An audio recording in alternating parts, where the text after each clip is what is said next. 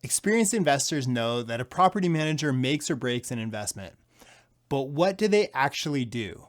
I wanted to find out, so I went to Tulsa, Oklahoma to interview Tracy Streich all about property management. Now, Tracy is in a surprisingly unique position. He started out as an investor and then moved on to property management and currently owns over 50 rental properties, either partially or fully, which is surprising. There aren't more property managers who are investors also. He shares one of the biggest myths about property management among investors today. He'll help you understand what property managers really do and where your money is going. He also gives some advice on how to spot a bad property manager and why some charge so much and others so little. So let's take a look.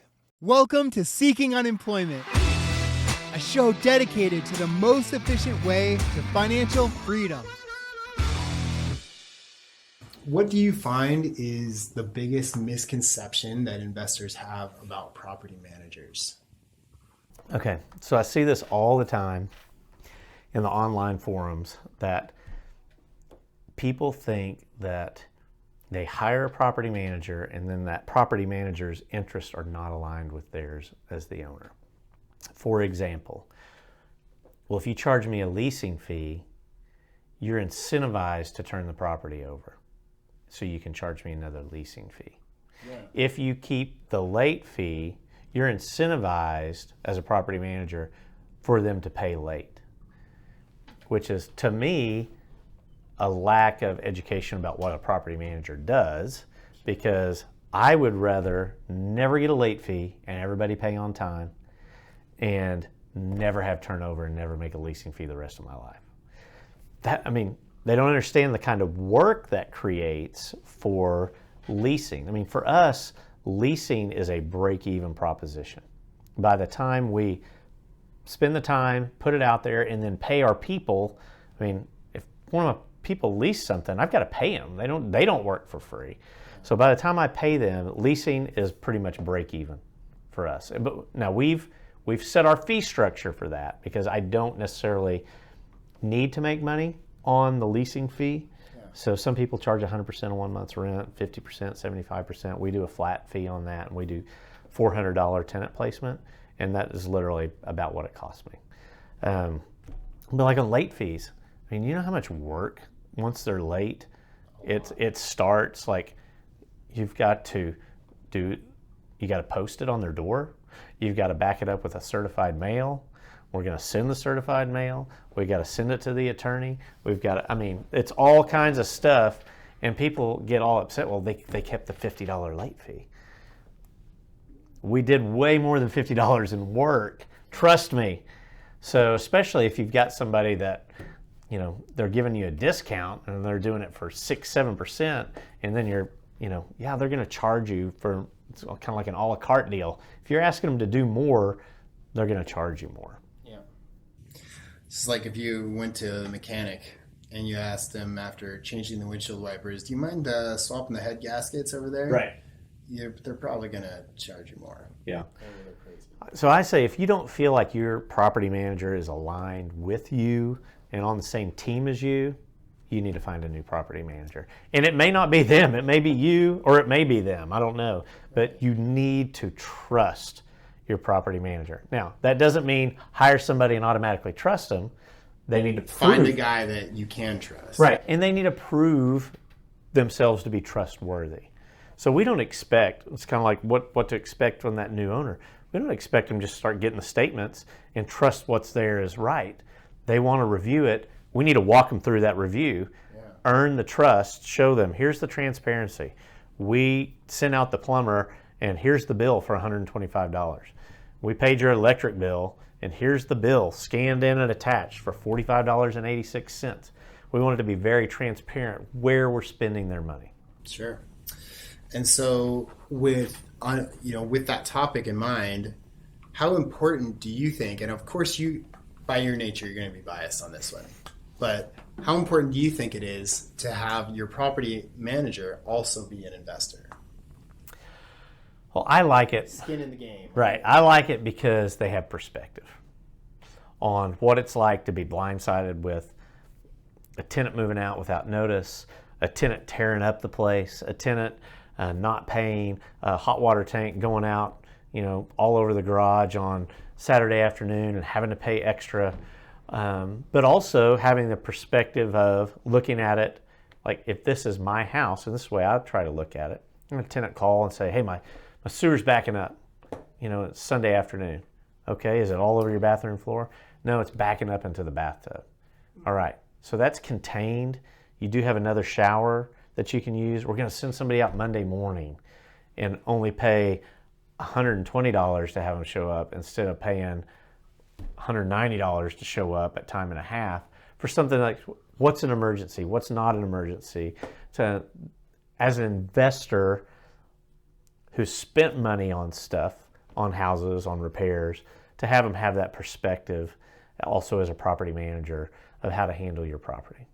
Yeah. The other thing I like to tell people on property management, even if you're out of state and you just don't know, if you're local and you don't know, and you're buying a property, ask a property manager. Don't ask the realtor that's taking you around. What's this thing going to rent for? $1,200, easy. I've probably had just this year, which we're only 60 days into this year, if even that, I've probably had 3 of those already. They buy a house, they call us, I'm closing tomorrow. I'm trying to find a property manager. How much will this rent for? Looks like about $950. Well, our realtor told me $1,200. Well, that's why you should have called us before closing. So that's something that I actually really never thought of before, but that is a great idea for any viewers or anyone out there to contact a property manager, especially if you already have properties with them. Contact them so that you can get that quote and get that price verified. Absolutely. Before it becomes an investment. If you already have a property manager, definitely call them. If you don't, do just a little Google review, see who's got a decent website.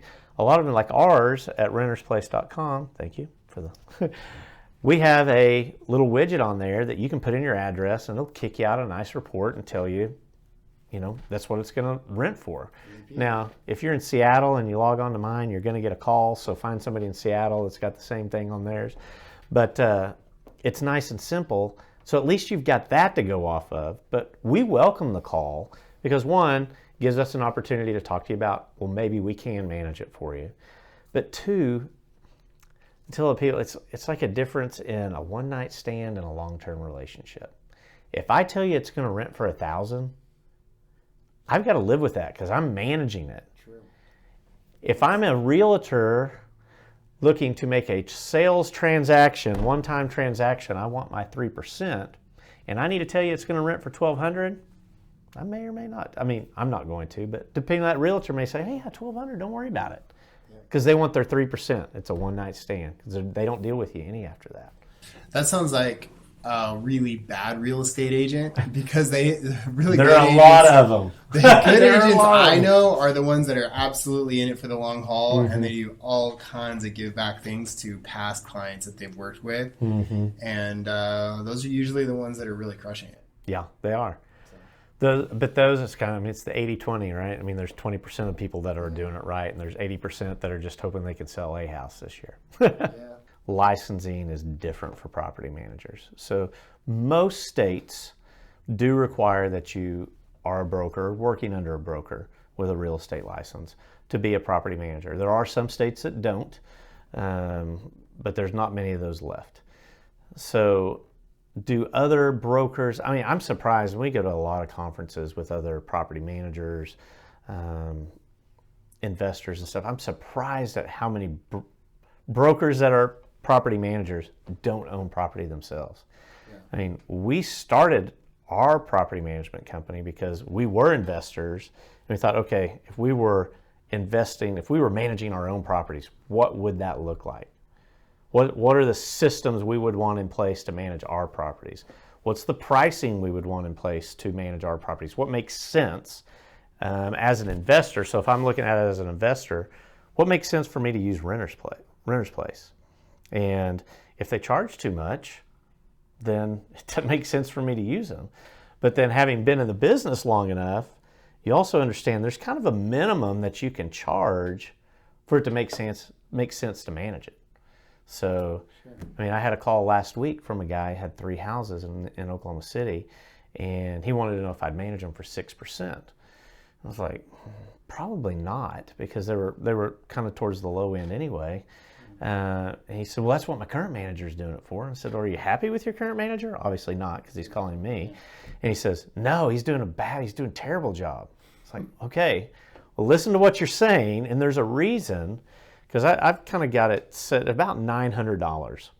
The more we move below $900, exponentially the amount of work I have to do goes up as a property manager, whereas the more it's over $900, the amount of work I have to do goes down. And that's why we set our fee as a flat fee, so we don't do it on percentage. So we're a flat fee management company. We charge $89 a month to manage the house. People call me all the time and say, well, my house only rents for $650. I'm like, so it's still $89 a month. And they said, well, that's way more than 10%. And I said, well, maybe you want somebody else to manage it. Well, there's a reason we priced it at that. It prices us right into the middle perfectly. But then on the upper end house, I mean, if you've got a $1,400 a month house, and everybody else is charging 10%, and I'm charging $89, so it's $140 versus $89. But I'm here to tell you, property management expose, it's the same amount of work. It doesn't matter if it's a $2,000 a month rental, $1,000 a month rental. But like I said, but once you get to that $900, it does start becoming more work. And that's, so we kind of have that $89 it's kind of our minimum. Good question, actually. What's the scope of work for you guys? When you sign on a new client, what are the things that they would expect you to do and not do? Okay, so I'm going to try and kind of take you from A to Z on that. Right. So from listing it, we're going to list the property, we're going to put it out there, we're going to take pictures, and I'm not walking out there with my iPhone and taking pictures. I mean, we've got an actual camera with a nice lens, and it makes it look good, which most owners are not doing. They're snapping them with their iPhone. We're going to list it, we're going to put it on MLS, which any broker can do, but most self-managing people are not able to put them on MLS.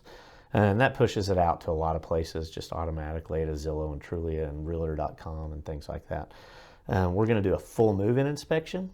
And so for us, a move-in inspection on a regular, let's say it's a 1,500 square foot, 3-bedroom, 2-bath house, that's going to be a 30-plus page report with photos, with notes, everything. Yeah. I've got one of my best friends and we manage all his property. He was working on one himself. He goes, hey, I went ahead and leased the property. Well, really? He goes, yeah, I was over there working. This couple came by, blah, blah, blah. I think they're going to be great. So I just did one of my old leases. So good. How'd their background check? Well, you know. Oh, okay. But you got the moving inspection, right? Well, not really. So we're doing the move-in inspection. We're doing the background check. So there's constant changes coming out from HUD, FHA on what you can use, what you can't use. Can you use a credit score? Can you not use a credit score? It kind of depends on where you are. I can. Can you in California or Washington? I'm not up on their laws. I see a lot of it. Probably not. Yeah. You know, what criminal history can you consider? What can you not consider? You see a lot of self-managing owners. They'll put out there no felonies. Well, that's blatant fair housing problem right there, just to say no felonies. Yeah. So, I mean, what if I wanted to rent from you and you had a felony conviction for, let's say it's something like, theft. Sure. And it happened 20 years ago. Can I really use that to keep you from having housing? Well, the answer is no, I can't. Yeah. But if you've got a felony possession even 15 years ago for possession with intent to distribute meth, I can, because there was a distribution deal on. So, I mean, all that kind of stuff that we're looking through, we're looking at national, state, and local criminal. We're checking sex offender registries. We're checking credit reports. We're verifying employment. We're verifying where they're currently living with their landlord. We want to make sure they're not moving out of there because they already owe $3,500 over there. So we're doing all that stuff, making sure everything's documented. Sounds like what you would do on a standard due diligence for an investment property, but you're doing that for the tenant. For the tenant, yeah. So that's getting them moved in, right? Then from that point, while they're there, at move-in, we're collecting their security deposit. We're holding the security deposit in accordance with the state law.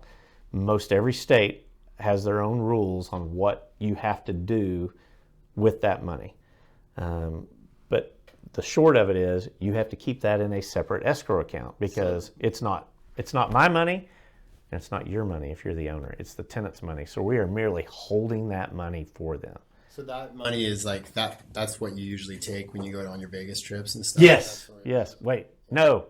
Right. And that's the problem. If you're dealing with an unlicensed person, they're not doing those kinds of things. Maybe they are, maybe they aren't. But so we are audited by the Real Estate Commission at a minimum when every 3 years when we renew our broker's license, we have to give them, where are your escrow accounts? Give us a, 90-day history, give us current bank accounts. And they're, just doing I doubt they're in there deep diving with a CPA, but they're looking, okay, does this match? Does this look right? Does it say he's supposed to have $600,000 in this escrow account and all we're seeing on these statements is 150? Yeah. Then maybe we need to take a deeper look. Well, and then, so when they move out, we're doing the same thing. We're doing a full detailed property inspection, very similar to the move-in inspection. To see what damages might Right. So say we're holding $1,000 in deposit, we've got to look at that nice move-in inspection to the nice move-out inspection and say, okay, what is true damage? What is normal wear and tear? And we get owners all the time, just keep their whole deposit. And I'm like, well, we can't do that. I got to replace the carpet. Well, they lived there 6 years. Yet if you live there 6 years, you're going to replace the carpet. That's normal wear and tear. So we're there to protect the owner on that front because that disputes of deposits are the biggest thing that, if you don't have it documented, the judge will side with the tenant 100% of the time. If you don't have it documented, if it's a he said, she said, tenant's going to win. So you've been painting a really great picture for what was already going to be my next question, which is how do you spot a bad property manager? And it sounds like it would be someone that doesn't really do any of those things. Maybe they say they do those things and they don't. So if you're looking at a property manager to say, okay, do I want to use this property manager? Obviously, if you're in Tulsa or Oklahoma City, you're just going to want to use us. But everywhere else, how do I recognize if they're a property manager? We are members of the National Association of Residential Property Managers, it's NARPM. That's one of the first things I tell people to check. Are they a member of some sort of professional organization? And NARPM is the number one for residential property managers. 2, what are their systems? How long have they been in business? Did they just start last year? Or have they been around 3 or 4 years? I would always ask, what is your license? What license do you have to have, and show me your license? Or prove to me you have a license. So in Oklahoma, I can go on the Real Estate Commission website and I can look up anybody. I did that today. A guy told me he was looking at me and another guy. And I was like, I've never heard of that guy. And I've heard of most people. I looked up, he's not even licensed. So make sure they're licensed, and then look at, what kind of software do they use?